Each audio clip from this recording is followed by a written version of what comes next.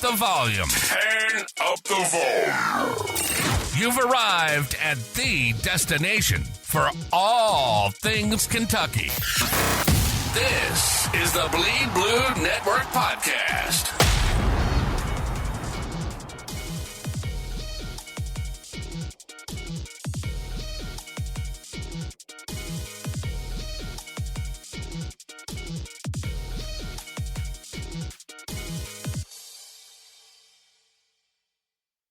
What's up, Big Blue Nation? Welcome back to another episode of the Bleed Blue Network podcast. Kyndall just had the biggest yawn ever. Yeah, I'm pretty exhausted. I literally after asked this weekend. you coffee, and you said, I'm good. And I feel like that was a bad response. Well, I like to sleep at night, so no coffee for me. It's 4:20 in the afternoon right now. Yeah, and I'm planning on going to sleep in like 6 hours.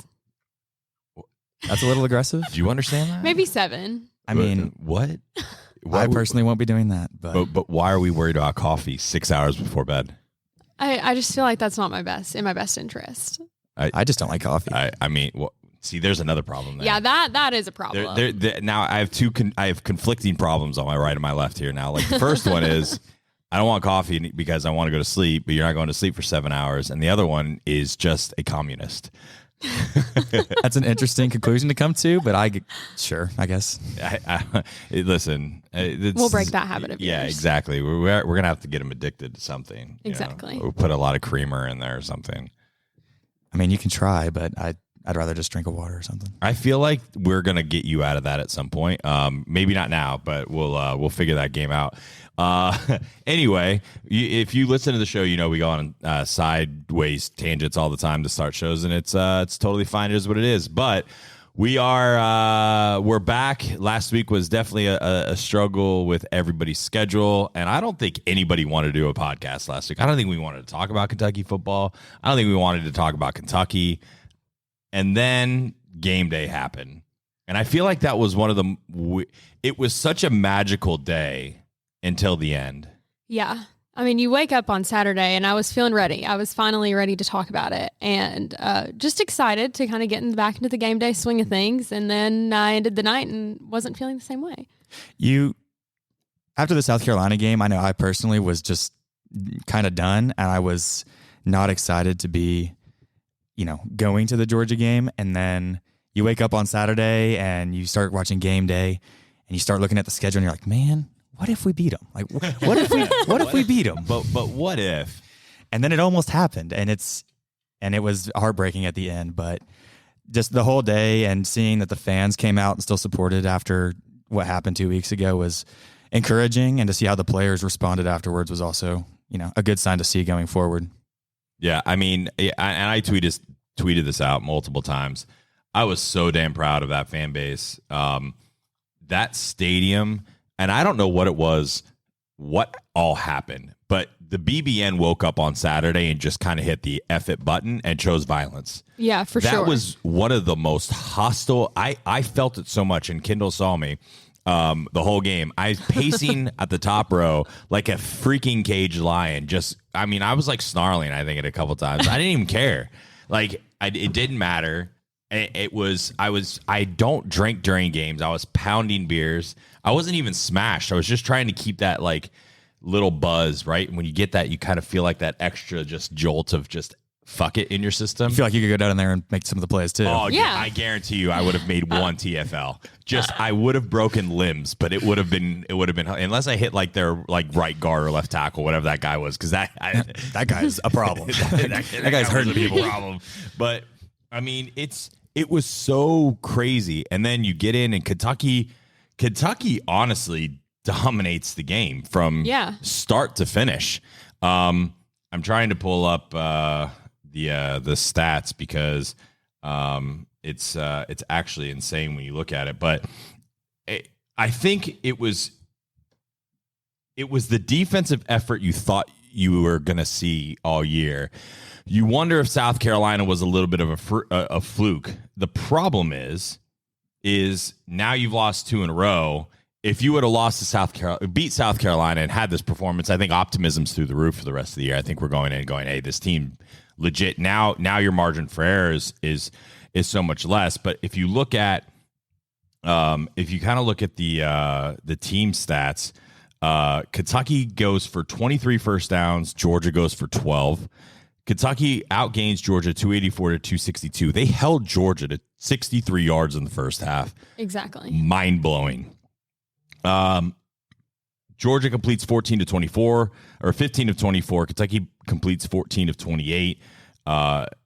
Kentucky rushes for 170 yards, which I think was shocking. That's net as well. That doesn't count 44 lost rushing yards by Brock Vandegrift. Correct. And there was one turnover. Kentucky had one turnover. Probably could have been avoided. Mm-hmm. Ends up probably being the difference in the game. As it typically is when you play the number one team. Unfortunately. But on the flip side, there are some very questionable calls that got overturned. The pick six, I think, is going to haunt Kentucky fans for a long time. A lot of people who are neutral have said there's no way that should have been overturned. I agree. The ball is allowed to touch the ground in instances, and it's still considered a live ball, especially on a pass play if the hands are under it. I didn't see anything definitively that said that shouldn't have been an interception. You have the face mask penalty that goes. We get that. Kentucky, I believe, is in field goal range again. I think that was on a drive that was killed. You had a pass interference penalty that should have been called. They called it uncatchable. How many times do we see that penalty actually called? You have Jordan Lovett, who misses an interception on the first or second drive that ends up going to the Georgia player that they get a first down. Now, that drive didn't kill us. Kentucky got the ball back, but if he catches that, Kentucky's in plus field position. Everyone's going to question the fourth down play with 3 minutes left. I question I actually have no problem with that. We'll talk about that a little bit more. I question more on third down with 9 seconds left in the first half on the 15-yard line, the deepest Kentucky's gets into Georgia territory all game, and doesn't at least take a shot. There are low-risk, high-reward plays you can make sure. What if he gets intercepted? Sure, okay, all those things, right? I'm taking the snap, I'm doing a drop, and I'm throwing a fade there. What do you guys think? I agree. I was very confused after I kind of saw that play out and nothing really happened. I mean, I agree totally. I'm not saying to go back and take like a full 5-step drop. You get sacked there, the half's over. I get that. But Jaden, take a shot, right? You're playing number one there. No. I disagree. You disagree. Okay. But you think we should have went for it on fourth down. See, but I do too. Okay. Yeah. The thing about at the end of the first half is against Georgia, first of all, you have to win middle eight. And that's a way to win middle eight when you get the ball coming out of half. Secondly, the least efficient red zone play is a fade. That is the worst play you can run, especially in goal line situations. It wasn't goal line. It was 15-yard line. Which is even less effective. Especially when you have Malachi Starks, who is like an all-world safety out there. Like he could play in the NFL probably today. I just don't think it's an efficient play, and you put yourself at a risk of something really bad happening when you have a chance to play the clock and getting the ball out of halftime to potentially take a 2-possession lead if you score a touchdown. But in our case, we didn't. The fourth down play, a lot of fans are hammering Mark Stoops about that. I am not in the category of hammering him. Look, I think you can make a case to go for it on fourth down. I think the people that are trying to crucify him are idiots. Whether or not you believe you should go for it on fourth down, and tell me if you think I'm wrong, you can understand why he punted, right? I don't think he should be crucified for that. I think we can question what would have happened. What do you think? I actually agree with you on the fourth down, that especially when I first saw it, I thought that it was the correct call. And then I saw the analytics, and I figured the analytics would be the opposite direction when they made that call.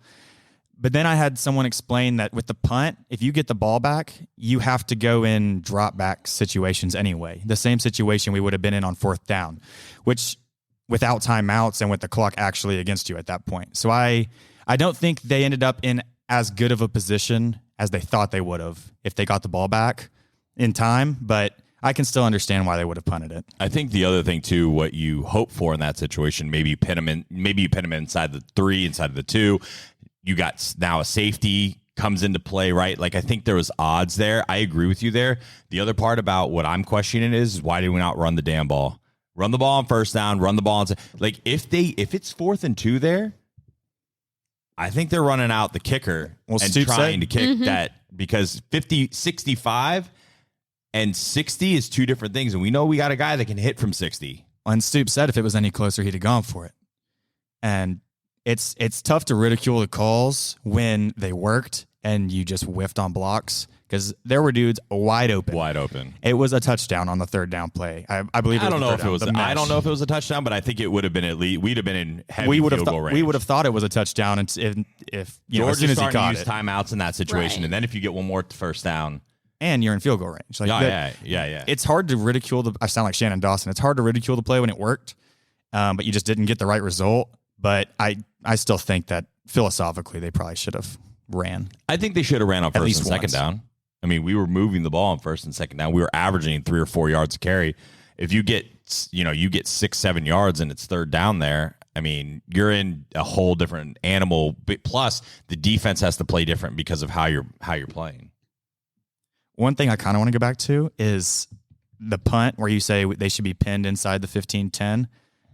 I don't know if you have any insight. Terrible ass punt. Do we know why Wilson Berry is punting? I don't know.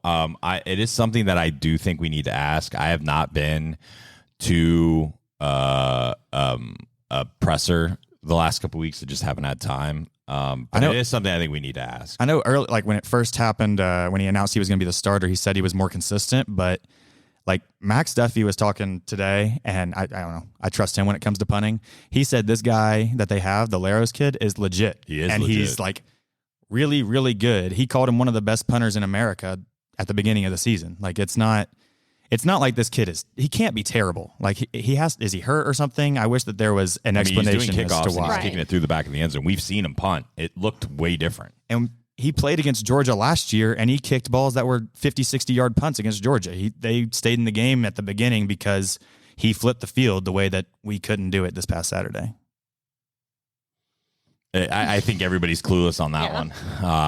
Community Martin. I mean, he was the number one punter in the group of 5. So I don't know. I don't know what the answer to that is. I don't know why we're keep running Wilson Berry out there. I think the field goal kicker position is in good hands for the foreseeable future. I don't understand the punting situation. I don't understand it at all. Who knows? Maybe we'll see that shift and that change. Now, we didn't have to punt very far and very deep, but look at Georgia's punter. When that ball went straight up in the air, there was no returns coming, right? Just sometimes the angle of the ball and the trajectory can freeze a play and help you. So It's Lynn Bowden's talked about it a couple of times, and Josh Ali talked about it. Having a punt that's low is when you see it and your eyes get real big when they see a real low punt because they know that they have time to catch it and see the field before they have to try to make somebody miss. Where if it's way up in the air, you don't get a return. I think the other thing that will haunt a lot of Kentucky fans at some point that's not out as much is when the fumble happens on the drive and De'Aaron Jackson does not either notice it, thinks that it's incomplete. If he just falls on it, can you? I've thought about it in my brain, right? Can you imagine if he'd have fallen on it, picked the ball up, and they're waving incomplete, then they show the replay and they see the ball's out? That stadium would have broke. And now that would have been on the 47 on the flip, so we would only lost 10 yards from the previous spot, and we'd have the ball back with plus 2 minutes left. Right. Exactly what Stoops wanted to happen when he punted happened. They just didn't land on the football, which apparently they can't land on any fumbles. That's also a really good point. I don't think anybody's made, right? Like the defense they actually force a potential turnover and don't get it. Right. And Stoops is getting crucified. And honestly, I think there's been a lot of times that there's been criticism of Stoops that's been correct. I honest to God think he coached almost a damn near perfect game. I agree. I mean, there was very little things that we could have done differently other than kind of what we've already discussed. So, like you said, it happened exactly how they wanted. We just didn't execute. They the defense needs to put stickum on their hands. There's been 3 or 4 fumbles that just go through their hands. And I don't understand why. I think they're 0 for 7 on recovering fumbles this year. And they've done a good job of knocking the ball loose. I mean, it's not like this. Now, that can change. The bounces can start going your way. But I don't think any of us were thinking about walking out of that stadium after 11 o'clock pissed. No. texted in the group chat, our group chat, and I said we wanted it to be competitive, but not that competitive. Like that was too frustrating. Exactly. I mean, walking out of the stadium, it was almost like not silent, but it was pretty quiet when we were leaving the game. Well, I think that was also from exhaustion. I mean, yes, but that I gave, and I know everybody else did. They gave everything in that. I mean, that was one of the most hostile crowds. And look, I posted this on X. I think Kroger Field is one of the top 25 hardest places to play in America, especially on big games. Mm-hmm. You've even seen some fans of other teams coming back, like, "Hey, listen, like a lot of you guys want to hate, but like I've been there, and it's actually you get surprised. You don't think it's going to be. It's loud. That fan base is loud." And the light show and all the extra stuff that they've added this year is awesome. Yeah, it was great. I hope that we can put together a string. If that defense shows up that showed up the other day, I think that there's a lot of winnable games out there. I don't think that there's anybody on the defensive side of the ball that we play that's going to be damn near as good as Georgia was. You've got some people now saying that this is one of the best defenses they've ever seen. Let's see. Then now it's consistency, right? This is all about if they can go out, like now go out and shut Ohio out, right? Now go shut Ohio out. Then you walk into that Ole Miss game with some confidence and see what happens. Listen, I'm actually happy that game's at noon now on the road because a noon game is a lot different than a 5 o'clock, 7 o'clock game on the road against the number 5 team. I think that positions us better if we play really well. I think the offense is really damn close. The offensive line we saw, guess what? You know what Stoops said? And other things they're not giving him credit. Stoops came out and said it wasn't effort, it was execution. What they do now, look, they got blown off the ball a couple. They're playing effing Georgia. You're going to get blown up on some plays, right? But for the most part, Brock Vandagriff was clean. I think, what do we give up? A sack? Cleaner than anyone expected and cleaner than he was the week before, that's for sure. Definitely. But we won't play another pass rushing team like South Carolina. Even Georgia is not a pass rushing team like South Carolina is. Like Georgia had 3 sacks. All right, so that's fair. They had 3. You want to know what's crazy? Kentucky did not have 1 sack. Yeah. Well, their offensive line's ridiculous. But they did have 3 TFLs. And I would have said Georgia had 5 TFLs, but their TFLs weren't like ours. Like we actually had a couple big TFLs, and their TFLs were like a yard, 2 yards. And then obviously you had the sack, but I don't feel like from the explosive plays defensively, I felt like they made as big a plays as we did. Well, and that's the problem is we didn't make any explosive plays on offense. Literally zero explosive plays. No, running game we did. Running game there. I don't think there's a stat called explosive plays, and there's a yard cutoff for when that happens, and I don't think we got to whatever that is. But I don't exactly know what that is, but it's hard to beat teams like Georgia if you don't make explosive plays. And we made good plays on defense, but we could never flip the field. We couldn't recover a fumble. An interception goes through Jordan Lovett's hands and lands in Dominic Lovett's hands. It's like we couldn't make the special play, which is unfair to ask. Or we did, and it got overturned. Yeah. I still don't know how that gets overturned. If that stands, Kentucky wins. Oh, for sure. If that went in when he scored that, I'm like, the way that defense was playing, I'm like, Kentucky's gonna. I even thought we score 16, we'll win this game. I would have felt good at 16. Yeah, and I think Kentucky gets 16-19 still in that game. If that touchdown switches everything. If they had called it incomplete on the field, would you have said they should overturn it to complete? No. Okay, no. I agree. Then I agree with you. I think that if the call on the field was a touchdown, I didn't see anything that could overturn it. If the call on the field would have been incomplete, I don't think you would have seen anything. Mm-hmm. That was one of those plays where review is to fix clear and obvious errors, and I do not think that was a clear and obvious error. It was certainly close. I think if you made me watch the slow-mo, I would have called it incomplete. But overturning it is supposed to be a high bar. I don't know if I saw clear evidence of that. I mean, I've watched that play 100 times, and I don't see the ball hit the ground in a way that bobbles. I see it hit his hands. And I saw someone said, well, his elbow was down. It doesn't matter. You have to complete the freaking catch. Right. Yeah, so if the ball's point down, it's there, make and you roll over and throw it up in the air, even if it hit him in the chest and you rolled over and threw it in the air, it's an interception. If they had called it complete and then Childress doesn't pick it off, it would have just, like if they had said his hands got under it, it still would have been incomplete. Correct. Correct. It's very interesting because I was sitting here scrolling through Twitter after, and even a Tennessee fan had said that they should have overturned that, which is very interesting to see. Well, now we move forward. We play Georgia or play Ohio. Look, this is a game Kentucky should win. I think obviously this is a game Kentucky needs to really come out and dominate. I feel like at least for nothing else but just sheer confidence. I think Kentucky should have been 2-0. Obviously, we're 1-2, so the season kind of hangs a little bit in the balance. Are we worried about losing this game, or are you more worried about a stinker just because it's not Georgia and let's see what happens? I am a little bit worried about a stinker because of the emotions of the last 2 weeks and it being somebody like Ohio early. I think they'll figure it out because it's a good matchup. But if, there are teams out there that I would not feel good about this weekend. Ohio's not one of them. Well, just because pretty much everything they do on offense is running the ball, and that's the thing that we do absolutely stupid good. Yeah, as our long run as defense is one of the best in the country. Period. Well, and Ohio's coach said today in his press conference that it's one of the best defenses he's ever seen.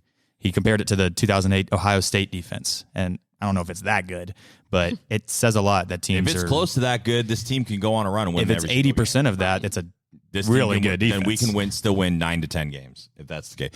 I don't think that a successful season like that is completely out of the realm. But that team that showed up Saturday has to show up the rest every of the season. time. Yeah, they have to do it on the road a couple times. And the offense has to come.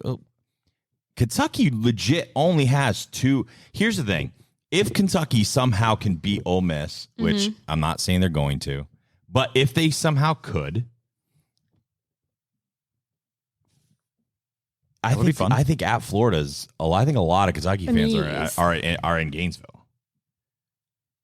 I mean, I would like to be in Gainesville. I don't know if I'm going to make that happen, but I'm just saying in general. I think there's a lot of Kentucky fans in Gainesville. You win that game, right? Like Ole Miss becomes, and a lot of people said Ole Miss was the hedge game anyway, no matter what happened, right? And Ole Miss was the difference between good and great. Now, and then South Carolina lowered that ceiling a little bit. Now, Ole Miss has played great. Now, here's the thing about Ole Miss, and this is an interesting thing. We are the best team Ole Miss plays all year. We're the best team that they will have played all year. Here's their run-in. Furman, Middle Tennessee State, Wake Forest, Georgia Southern. That's their 4 games. Kentucky is already going to have played 2 SEC teams, 2 of the better defenses. Ole Miss's defense is not going to be like that. That could be a dangerous game for them. Right, I agree. That could be a dangerous game for Ole Miss because they've not been punched in the mouth. They've not. Now, maybe Ole Miss is who we think they are, and they come out and they beat the fuck out of us, right? But that also says there, and the next game is South Carolina, which isn't like a letdown game. But is there anywhere that you see that like Ole Miss is maybe looking at the back half of the schedule where they're seeing LSU, Oklahoma, Georgia, maybe going, maybe taking Kentucky for granted? I mean, it would be nice, but there's also an aspect of the crowd will be excited to finally see a team that can keep it within. Right. It's also 50. A noon game. Yeah, I don't know. When it's a noon game, it's a lot harder to get up. It's an 11 a.m. game there. And it's hot. It's maybe best case scenario, but it's still going to the number 5 team. It's not a good scenario, but it's as good as it could get. It is, but also, I'm just going to play devil's advocate because you're playing on the other end. It's a team that's played 2 group of 5 teams. Sorry, that's only played group of 5 and FCS. If you were Kentucky and you were the 4-0, ACC is the group of 5. Yeah, well, Wake Forest kind of. But if you were Kentucky and the role was reversed, and let's say Kentucky was number 5 and Ole Miss came in, but you just saw what Ole Miss just did with Georgia, even though they had a stinker against South Carolina, there's a part of you going, I really wish we weren't playing a defense like that, and that's my first. Like, they've not played anyone that's, on the flip side, nobody up in their schedule is going to have a front 7 like us. No one's going to have team speed like us. And Kentucky could come out and punch them in the mouth. You could get to a point in that game where you could get ahead to the point where they just can't get back in. I don't know if this is just me not being as big as offensive linemen, but if I walked up and after looking at the defensive linemen they've played and I saw Deion Walker standing in front of me and Keyshawn Silver, it would take me a second to be like, oh, this is not Georgia Southern. This is not Wake Forest. Like, I think you're going to know. I think you're going to know in that game, like you did in the Georgia game, the first 5 minutes, how that game's going to go. Yeah, they'll either fight or they won't. I know what. Easy. I think if Kentucky punches them in the mouth, I think it's going to be like, oh, then it's like if there's that counter. But you always knew Georgia's going to counter punch because Georgia's a national championship level. Like, Ole Miss has got a couple stinkers in their bag. Lane Kiffin can be a little bit now, I'm not trying to knock him. I'm not trying to convince anything and say this is going to happen. I just feel like if you're going to play Ole Miss at Ole Miss, that's kind of the best case scenario to go and see what happens. I agree.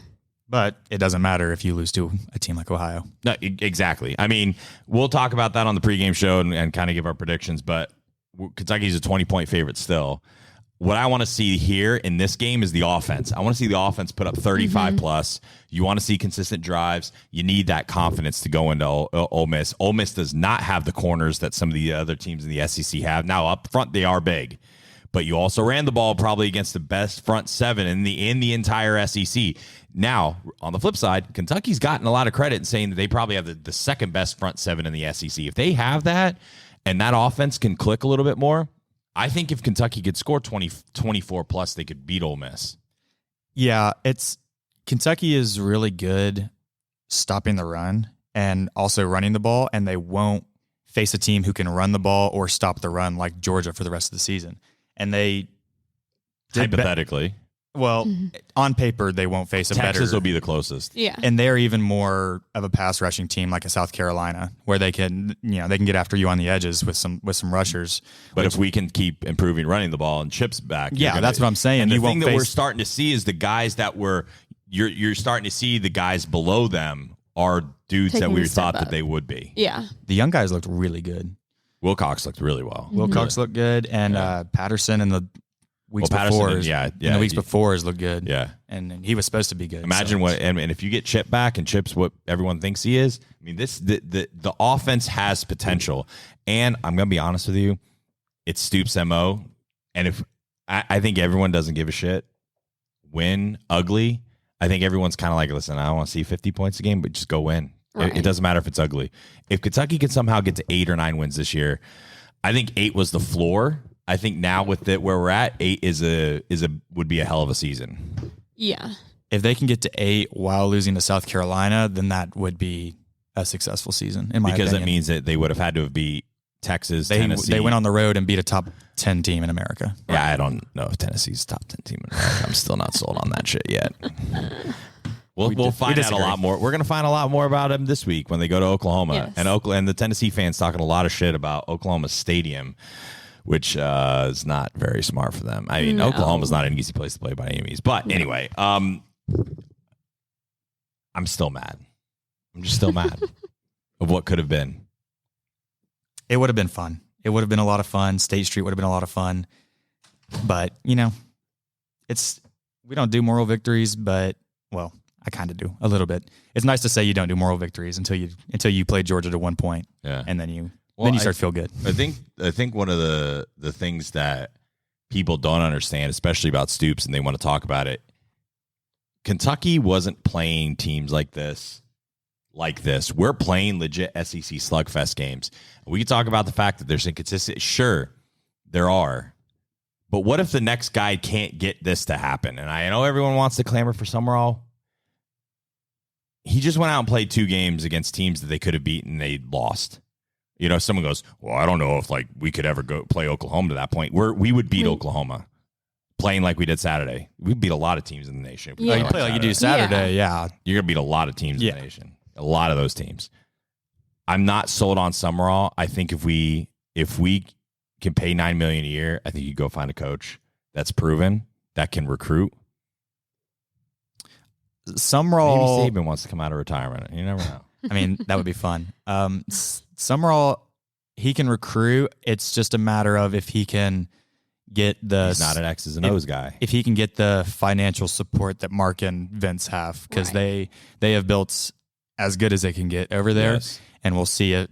That would be the biggest thing about moving on is where that mass of money goes. I mean, I just think that there's a lot of risk in that. Now, he's not going to coach forever. I know he doesn't like the NIL space, but I think there's a lot more risk than reward potentially. Although we have heard some things that would be very interesting if some stuff shook out. And if that happens, I guess we'll talk about it, but it's not for today. So, but Kentucky plays Ohio on Saturday, a game. Hopefully we win. What's the one thing you want to see Saturday? I want to see, I'll take a different angle. I want to see the defense look the same because the Ohio running back will get after it. That dude, he's averaging a lot of north of 5 yards a carry as a team. And I think he may be even higher than that. They're running the ball well. They ran the ball well on Syracuse. They got beat pretty easily, but they can still run the ball. So I want to see the defensive line look the way they did against Georgia at noon against a team that's not supposed to be as good. I hope to see, like we've said, our offense just work the things out and make it look everything super fluid. It's an easy game. It should be. So working out those kinks before we go to Ole Miss, I feel like is definitely something that I want to see. I want to see Barryon Brown actually be the guy that we thought and hoped he would be, because I think everybody was sitting here going, Barryon's gone no matter what. And there's not one player on that offensive unit that's leaving early right now. Not a single one.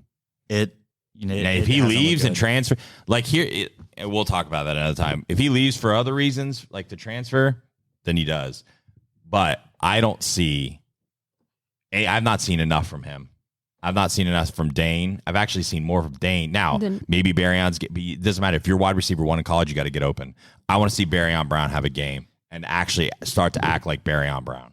I feel like all summer, that's all people my age, all of my friends were talking about. I can't wait to see Barryon in the fall, and I feel like his name has barely been mentioned. I think 32 yards is his high so far this season, even with the 2 touchdowns in the first game. I mean, you would like to see a lot more than that. We have not scored an offensive touchdown in 2 games, which is not ideal. No, we haven't had any receiver get over 66 yards in a game for the whole season. And we've had games with less than that passing yards. So they need to show a game, just one. Yes, don't say games. That's true. Don't jinx us. But yeah, the offense needs to show something that proves that they can be explosive, or the run game doesn't matter, and Tennessee is going to put 14 people in the box, and you're not going to be able to run the ball. Are we worried about Tennessee? Because that's a team that you should be able to run against unless you have a bunch of people sitting in the box on defense. Or you just have a dumbass offensive coordinator that doesn't throw the ball with one of the worst secondaries in America. And then South Carolina threw the ball, and what did they do? Hung 60. So, yeah, anyway. Hopefully Kentucky can bounce back. I think there's hope now. I think there is some hope. I think there's cautious optimism in the fan base. Obviously, that South Carolina game still looms very large. You got to win this one. I think you got to win this one convincingly. And then you got to go to Ole Miss, and I think there's no more victories. But look, I think especially on the defensive side of the ball, you got some dogs on that side. I think you got some guys. Zion's being very active. We're not here to win moral victories. We're here to win football games, and see what happens, because they got to play like a junkyard dog the rest of the season. They can still this can still be everything we had hoped it to be. The margins are just way smaller, and now you got to go beat some people don't think we're going to beat. The defense is going to have to be shut down if the offense keeps looking like this. It's going to have to be a lot like 2018 if we want, to I have think this success. offense can be good though. Like this offense has playmakers, and and that's the thing. Like I feel like this offense is one game away from being more consistent. We don't need an offense that's going to put 40 up a game. No, Hamden was cooking this weekend. It's just that happens. It third just happens down was what killed us. It was open. It was open. It was open. He was cooking. It was open. Marcus Cox wasn't. Well, yeah, it is what it is.